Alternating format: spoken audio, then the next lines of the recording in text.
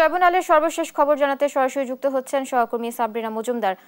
সাবরিনা, সাক্ষ্য গ্রহণ এখন কোন পর্যায়ে আছে এবং আজ কে কে সাক্ষ্য গ্রহণ দিবেন এই বিষয়ে আমাদের বিস্তারিত জানাবেন। বুবলি, জুলাই আগস্ট হত্যাযজ্ঞের যে নির্দেশদাতা সাবেক প্রধানমন্ত্রী শেখ হাসিনা এবং সেই সাথে হচ্ছে সাবেক স্বরাষ্ট্রমন্ত্রী আসাদুজ্জামান খান কামাল এবং সাবেক আইজিপি চৌধুরী আব্দুল আল মামুনের বিরুদ্ধে যে মামলাটি করা হয়েছিল সেই মামলারই কিন্তু সাক্ষ্য গ্রহণ চলছে। ইতিমধ্যে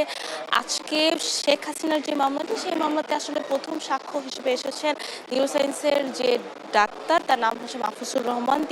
তিনি আসলে আজকে এজলাসে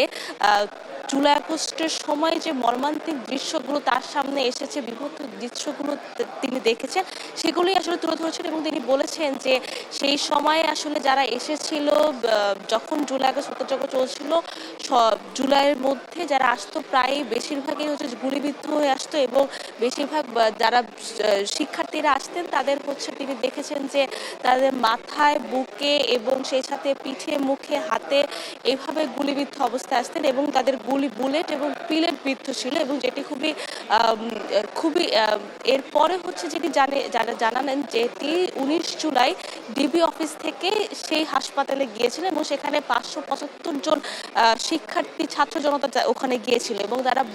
তারা যাদেরকে একদম এক্সট্রিম অবস্থায় ছিল তাদেরকে ভর্তি করিয়ে বাকিদেরকে ছেড়ে দিতে হয়েছে, কারণ হচ্ছে সেখানে সিট এত বেশি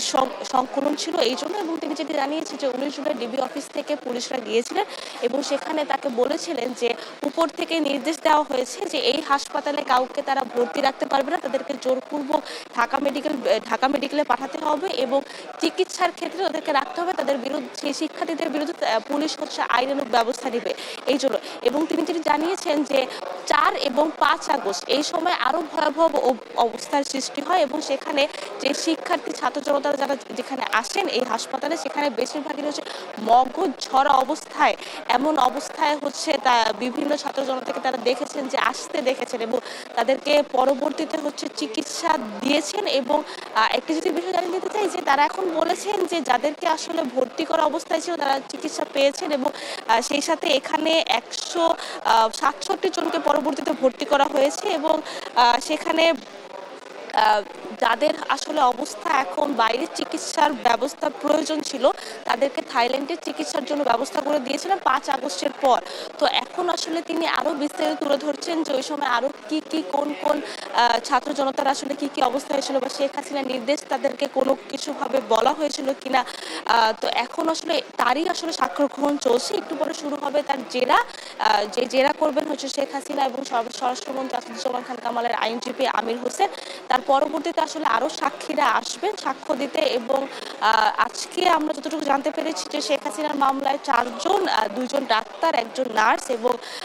মেহেদী হাসান জুনায়েদের মা তিনি সাক্ষ্য দিবেন এবং চাংখারপুলের 2 জন আসলে সাক্ষ্য দিবেন। তো এখন পর্যন্ত এই ছিল সর্বশেষ খবর। আন্তর্জাতিক অপরাধ ট্রাইব্যুনাল থেকে বুবলি।